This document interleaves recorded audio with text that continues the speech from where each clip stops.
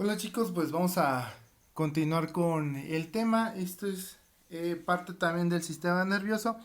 Es importante volver a revisar el tema de la neurona porque para poder saber cómo actúan los diferentes psicofármacos, van a estar relacionados con los diferentes neurotransmisores. Entonces, ¿de dónde se liberan los neurotransmisores? De las diferentes neuronas, ¿verdad? Hay que recordar que una neurona es una o la podemos definir como la unidad funcional y estructural del sistema nervioso. Es una célula especializada dado que ella tiene tres funciones, por decirlo así. Tiene una función receptora, tiene una función integradora y tiene una función motora. Recordemos que las neuronas no son las únicas células del sistema nervioso, también por el otro lado tenemos las células neurogliales y las neuronas no podrían realizar su funcionamiento de no ser también por la protección de esas células neurogliales, ¿verdad? Entonces, decíamos que la neurona tiene tres funciones, en este caso receptora. Imaginemos que estas neuronas están dispersas en diferentes partes de nuestro cuerpo y que ellas reciben información de tipo sensitiva, ¿verdad? En este caso, sabemos que todo lo que proviene del medio ambiente es una forma de energía y esa forma de energía va a ser captada por estas receptores que tenemos y va a viajar por la médula espinal a llegar al sistema nervioso. Se va a procesar esa información, una vez procesada sale del sistema nervioso ya con una respuesta, ¿sale? Entonces, al decir función receptora, me estoy refiriendo a todos estos receptores sensoriales que tenemos en todo el cuerpo, porque no nada más es para sentir frío, calor o dolor, sino también sentir, por ejemplo, lo del gusto, lo del olfato, la vista, el oído, ¿verdad? Todos esos son sensaciones o son eh, lugares donde se pueden recibir diferentes modalidades sensitivas, ¿sale? Entonces, en cuanto a su función integradora, es importante saber que las neuronas integran toda esa información que se capta en el interior y en el exterior del cuerpo. Esta la van a integrar en el sistema nervioso, donde se van a llevar a cabo muchas conexiones. Estas conexiones pues les llamamos sinapsis. Esas sinapsis van a favorecer que se procese de manera rápida la información y que se pueda dar una respuesta. Un ejemplo también de esta función integradora es lo que nosotros conocemos como plasticidad cerebral o neuroplasticidad, que sabemos que la neuroplasticidad no es más que esas conexiones fuertes o esas conexiones que aumentan el número de las neuronas y que nos hacen a nosotros aprender en diferentes diferentes conocimientos, ¿sale? Entonces a eso se refiere la función integradora. Tenemos una función también motora, que decíamos que esta función motora es importante porque toda la información que viaja en el sistema nervioso de una manera, eh, vamos a decirlo, ascendente, siempre es una información sensitiva y las vías que son descendentes es información motora. Entonces es importante que esa información motora viaje. Como decíamos en un inicio, si tú tocas un objeto que está caliente, pues tienes que ver hasta qué temperatura puede estar, porque si está caliente y es tolerable, pues nada más tus receptores que vas a tener en la parte en la que estás tocando van a informar al sistema nervioso acerca de ese estímulo. El sistema nervioso lo va a tomar como que es algo tolerable, que no pasa a mayores y nada más. Pero si ese objeto tuviera una temperatura muy elevada, toda esa información va a viajar por la médula espinal, va a llegar al sistema nervioso y el sistema nervioso va a sentir no nada más dolor, sino también la temperatura, ¿no? Entonces, en este caso va a viajar, ahora esa información va a dar esa respuesta de manera motora y tú automáticamente vas a quitar o te vas a retirar de ese estímulo, ¿verdad? Porque te lo está provocando. Sabemos que la neurona tiene diferentes partes. Dentro de las primeras tenemos las espinas dendríticas. Sabemos que las espinas dendríticas pudieran ser considerados el primer sitio al que llega la información, ¿sale?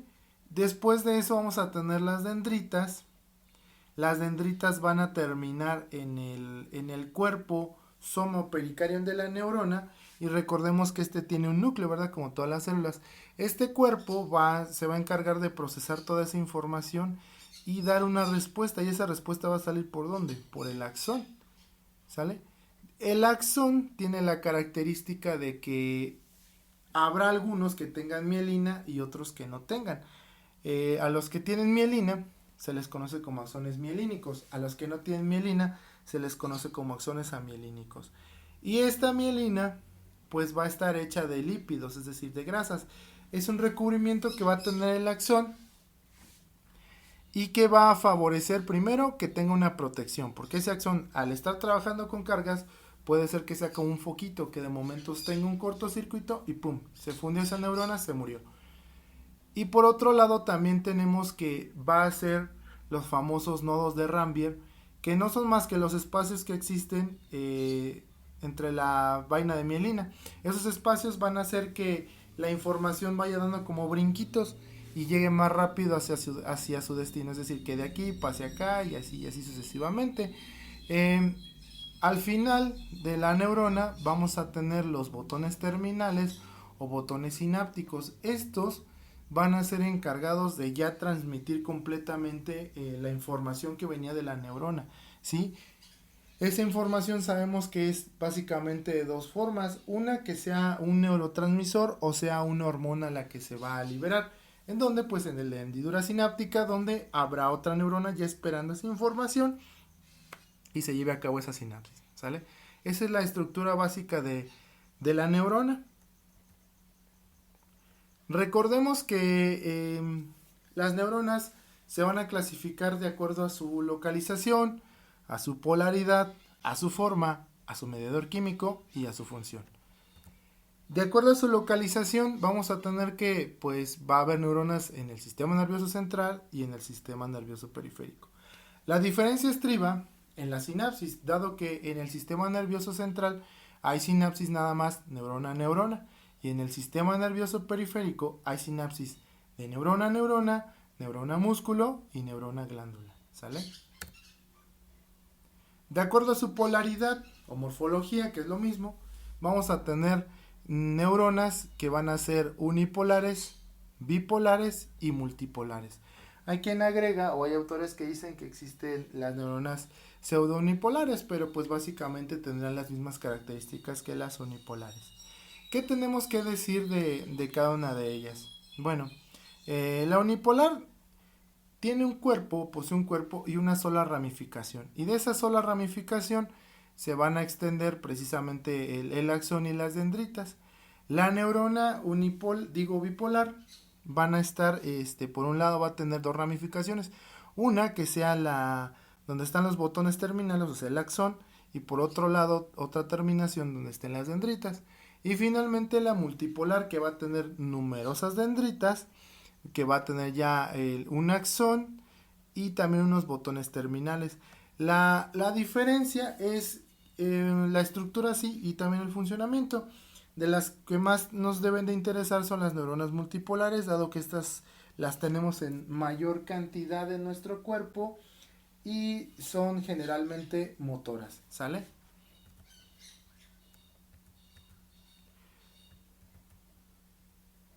De acuerdo a su tamaño, a su forma, hay diferentes neuronas que se van a clasificar como poliédricas, fusiformes, estrelladas, esféricas y piramidales. La mayoría de estas neuronas, como se pueden dar cuenta, van a estar localizadas en la corteza cerebral. Habrá algunas otras que tengan que ver con la médula. Habrá otras que tengan que ver específicamente con el sistema nervioso simpático y parasimpático. Entonces es importante saber dónde se localizan estas neuronas, porque pues ahí es donde van a ejercer su función, ¿sale? Y pues hay que recordar que tienen esta clasificación es de acuerdo a su forma. Y pues también, como decía, algunas o la mayoría va a estar mezclada en las capas de la corteza cerebral. Sabemos que la corteza cerebral va a tener 6 capas, que aquí está. La primera es la más externa, es la molecular, y la más interna es la multiforme. y en estas capas van a estar dispersas las diferentes neuronas que ahí van a ejercer pues su función, ¿sale? Y es importantísimo porque en la corteza cerebral, acuérdense que se llevan a cabo muchísimos procesos, ¿no? Que tenemos un lóbulo frontal que controla la personalidad, controla el movimiento, en este caso de todo nuestro cuerpo. Tenemos un área motora del lenguaje, ¿sale? En el parietal tenemos la corteza que nos hace sentir, es decir, ahí van a parar todos los estímulos sensitivos. En el lóbulo temporal, importantísimo para la audición, el equilibrio. El lóbulo occipital, importantísimo para la visión, ¿verdad? Entonces, cada una de estas neuronas ejerce su función precisamente en la corteza cerebral. Y estas neuronas también tienen un mediador químico. Al decir mediador químico no es más que referirse al neurotransmisor que van a liberar, ¿sale? Entonces tenemos que las neuronas que secretan acetilcolina van a ser conocidas como neuronas colinérgicas. A las que secreten norepinefrina o noradrenalina, que es lo mismo, se les conoce como noradrenérgicas. A las que secretan dopamina, dopaminérgicas. A las que secretan serotonina, serotoninérgicas. A las que secretan GABA, GABAenérgicas, ¿no? Y así sucesivamente. Entonces, acuérdense que estos neurotransmisores, cada uno tiene una función en específico. Cuando se mencionen ya los psicotrópicos, vamos a ver que algunos van a actuar de acuerdo a la liberación de dopamina, a la liberación de serotonina, a la liberación de noradrenalina, acetilcolina, etcétera. Y por último, tenemos la clasificación de las neuronas según su función. Estas neuronas, vamos a tener neuronas sensitivas, vamos a tener interneuronas y vamos a tener neuronas motoras. Las las neuronas sensoriales, perdón, recordemos que su función es detectar. O sea, todos los receptores que tenemos en nuestro cuerpo lo que hacen es detectar la información, los diferentes tipos de energía que provienen del medio ambiente, y estos enviarlos al sistema nervioso. En el sistema nervioso vamos a tener todo ese procesamiento de esa información, y estas interneuronas ayudarán a conectar esa información que por un lado llegó de manera sensitiva con la información de tipo motora, ¿sale? Entonces, las neuronas motoras al final de cuentas tendrán que actuar de acuerdo a los diferentes estímulos que se perciban en nuestro organismo. Y pues hay que recordar que estas pues trabajan en conjunto, tanto en el sistema nervioso somático como en el sistema nervioso autónomo. Bueno, este es un ejemplo de lo que decíamos, ¿no? Hay receptores sensitivos que van a recibir esa información. Va a haber interneuronas que van a conectar esa información con las neuronas motoras, y al final de cuentas estas van a llegar hacia los sitios donde se va a llevar a cabo una respuesta, ¿sale? Y bueno, es importante reconocer que las neuronas van a tener dos maneras de transmitir la información, que sean a través de una vía aferente y una vía eferente. Las vías aferentes son vías ascendentes, si lo quieren ver así. Generalmente son vías que llevan información de los diferentes receptores sensitivos. En este caso, cuando se habla de vías aferentes somáticas, estaríamos hablando de todos los receptores que tenemos para el tacto, para la visión, el olfato, el equilibrio, todos esos. Y obviamente pues ahí irían mezcladas también las vibraciones, los estímulos mecánicos, el dolor, la temperatura, ya sea frío o calor, y todas esas sensaciones van a utilizar una vía aferente para llegar al sistema nervioso.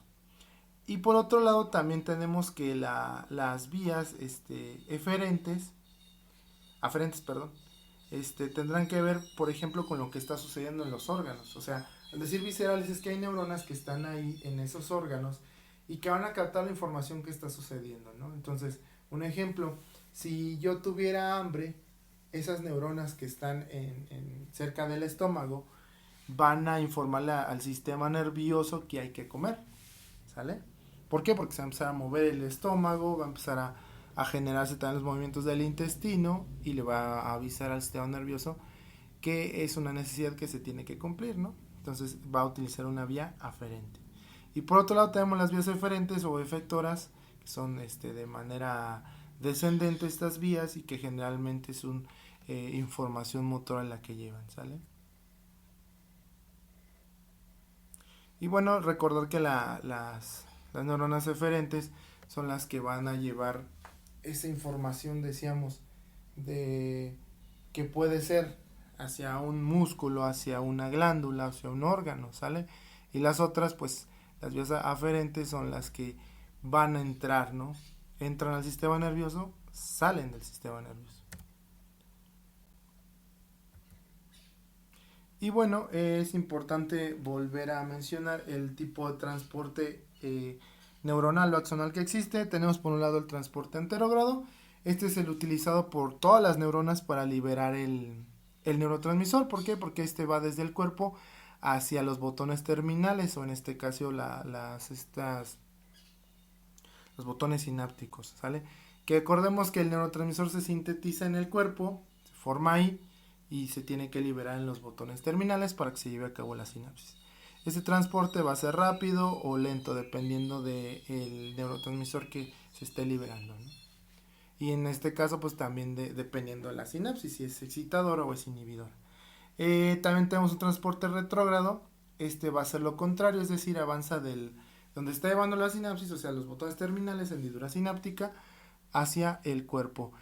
¿Esto dónde lo podríamos ejemplificar? Ah, bueno, pues porque la mayoría de neurotransmisores van a tener